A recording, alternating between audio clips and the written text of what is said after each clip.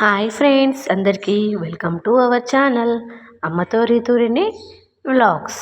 ముందుగా అందరికైతే happy Sunday.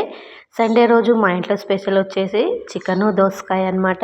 చికెన్లో ఎప్పుడు గోంగూర టమాటా కాకుండా ఈరోజు నేను స్పెషల్గా ఉండాలని చెప్పేసి చికెన్లో అయితే దోసకాయ వేసి అయితే వండుతున్నా. ఈ కర్రీ అయితే చాలా అంటే చాలా సూపర్గా ఉంటుంది. నేను ఇంతకుముందు కూడా వండాను, అందుకనే మళ్ళీ ఒకసారి వండుదామని చెప్పేసి వండాను. నేను వండడంతో పాటు మీరు కూడా వండాలని చెప్పేసి ఈ వీడియో అయితే పెడుతున్నాను. తప్పకుండా నేను చెప్పినట్టయితే ఈ దోసకాయ చికెన్ కర్రీ అనేది వండండి, చాలా అంటే చాలా బాగుంటుంది. ఇప్పుడు మనము ఈ దోసకాయ చికెన్ కర్రీ కోసం ఏమేం కావాలో అలాగే ఎలా వండాలో కూడా ఈ వీడియోలో ఇప్పుడు మీకు చూపిస్తాను. ఇప్పుడు మనము స్టవ్ ఆన్ చేసుకొని మనము చికెన్కి సరిపడినంత గిన్నెనైతే పెట్టుకోవాలి.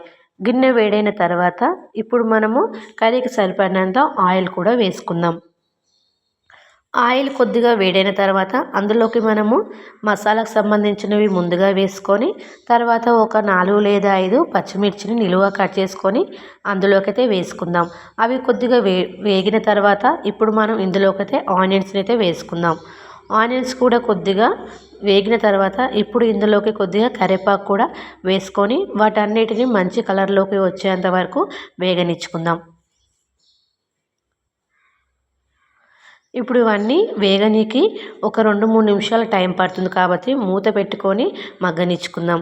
ఇవి 2-3 నిమిషాల తర్వాత ఆనియన్స్ అనేది మంచి గోల్డెన్ కలర్లోకి వచ్చిన తర్వాత ఇప్పుడు మనం ఇందులోకి 1 స్పూన్ అంతా పసుపు అలాగే అల్లం వెల్లుల్లి పేస్ట్ వేసుకొని పచ్చివాసన పోయేంత వరకు మంచిగా కలుపుకోవాలి.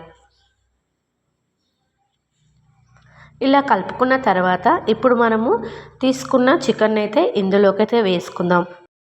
చికెన్ని నీట్గా ఫ్రెష్గా కడిగి పక్కకైతే పెట్టుకున్నాను. ఇప్పుడు మనం ఇందులోకైతే చికెన్ అయితే వేసుకుందాం. ఇలా చికెన్ వేసిన తర్వాత దాన్ని మొత్తము ఒక అర నిమిషం లేదా 2 నిమిషాల పాటు మంచిగా అందులో ఆయిల్లో ఫ్రై అయ్యేంత వరకు ఫ్రై చేసుకొని ఇప్పుడు మూత పెట్టుకొని ఒక 2 నిమిషాల పాటు చికెన్ అనేది ఉడికించుకుందాం. ఇప్పుడు చికెన్ కొద్దిగా ఉడికిన తర్వాత ఇప్పుడు ఇందులోకి మనకు టేస్ట్కి సరిపడినంత కారము అలాగే సాల్ట్ కూడా వేసుకొని మంచిగా చికెన్కి కారం పట్టేలాగా మంచిగా కలుపుకుందాం.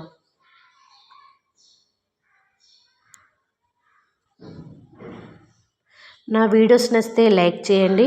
మన ఛానల్ ఎవరైతే ఫస్ట్ టైం చూస్తున్నారో మన ఛానల్ని సబ్స్క్రైబ్ చేసుకోండి, లైక్ చేయండి, షేర్ చేయండి. అలాగే నేను వండిన స్టైల్లో దోసకాయ చికెన్ వండిన వారు ఉంటే తప్పకుండా కామెంట్ బాక్స్లో కామెంట్ చేయండి. ఇప్పుడు మనము ఉప్పు కారము మంచిగా చికెన్ పట్టిన తర్వాత ఒక 4 నిమిషాల పాటు చికెన్ ఉడికించుకున్న తర్వాత చికెన్ ఉడికింది అనిపిస్తే అప్పుడు మనము దోసకాయ ముక్కల్ని ఇందులోకైతే వేసుకుందాం. దోసకాయ ముక్కలు వేసిన తర్వాత ఇప్పుడు మనము ఒక నిమిషం పాటు మూత పెట్టుకొని దోసకాయ ముక్కలు ఉడికేంత వరకు ఉడకనిచ్చుకుందాం.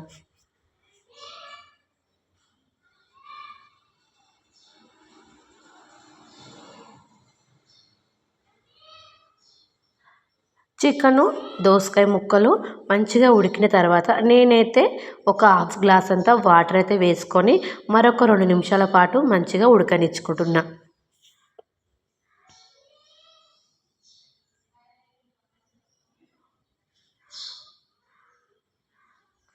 చూసారండి, చికెను దోసకాయ అనేది పూర్తిగా ఉడికిపోయింది. ఇప్పుడు మనము ఇందులోకి కొద్దిగా చికెన్ మసాలా అలాగే కొద్దిగా కొత్తిమీర వేసుకొని స్టవ్ ఆఫ్ చేసుకుంటే అంతే అండి. ఎంతో రుచికరమైన దోసకాయ చికెన్ కర్రీ అనేది రెడీ అయిపోయింది.